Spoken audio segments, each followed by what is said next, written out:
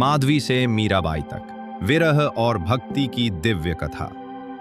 भारत के इतिहास में एक ऐसी रानी हुई जिसने राजमहलों का वैभव ठुकरा दिया, गहनों की जगह पहन लिया साध्वी का वेश और गली गली भटकते हुए कृष्ण का नाम गाने लगी।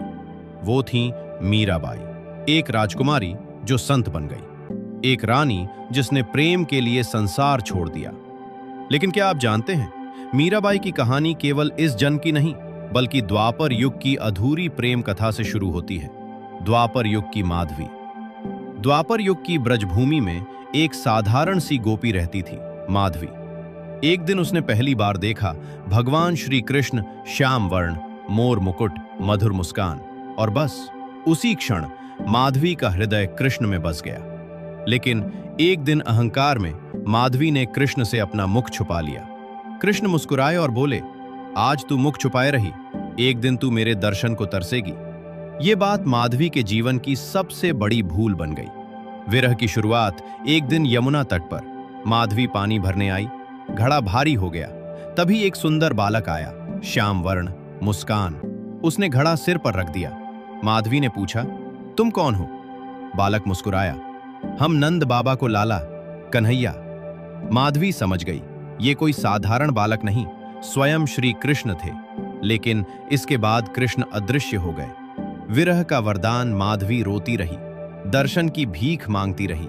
तभी आकाश से स्वर गूंजा, अब इस जन्म में दर्शन नहीं, कलयुग में मिलूंगा। ये सुनकर माधवी विरह में डूब गई, दिन रात ध्यान करती रही और अंत में कृष्ण का नाम लेते हुए प्राण त्याग दिए। मीराबाई का जन्म समय बदला, युग बदला। सन 1498 कुड़की, राजस्थान में राव रत्न सिंह राठौड़ के घर जन्म हुआ।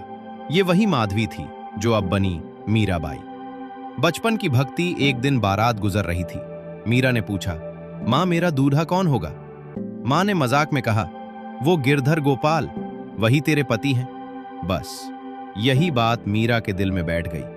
उन्होंने श्री कृष्ण को अपना पति मान लिया। विवाह और संघर्ष। मीरा का विवाह हुआ कुंवर भोजराज से, जो थे महाराणा सांगा के पुत्र। लेकिन मीरा ने कहा, मेरे पति तो श्री कृष्ण हैं। भोजराज ने मीरा की भक्ति को समझा, लेकिन परिवार को यह स्वीकार नहीं था। दुखों की शुरुआत। कुछ वर्षों बाद भोजराज की मृत्यु हो गई। मीरा को सती होने को कहा गया, लेकिन उन्होंने मना कर दिया। उन्होंने कहा, मेरे पति तो श्री कृष्ण हैं। इसके बाद राज परिवार मीरा से नाराज हो गया। हत्या के प्रयास। राणा विक्रमादित्य ने मीरा को मारने की योजना बनाई। जहर दिया गया। मीरा बच गई। सांप भेजे गए, फूल बन गए। हर बार मीरा चमत्कारिक रूप से बच गई। महल का त्याग। मीरा ने संत रविदास को गुरु बनाया। उन्होंने कहा, अगर भक्ति में बाधा हो तो घर छोड़ दो। मीरा ने महल छोड़ दिया। वृंदावन यात्रा। मीरा पहुंची वृंदावन। वहां उनकी मुलाकात हुई जीव गोस्वामी से। उन्होंने कहा, मैं स्त्रियों से नहीं मिलता।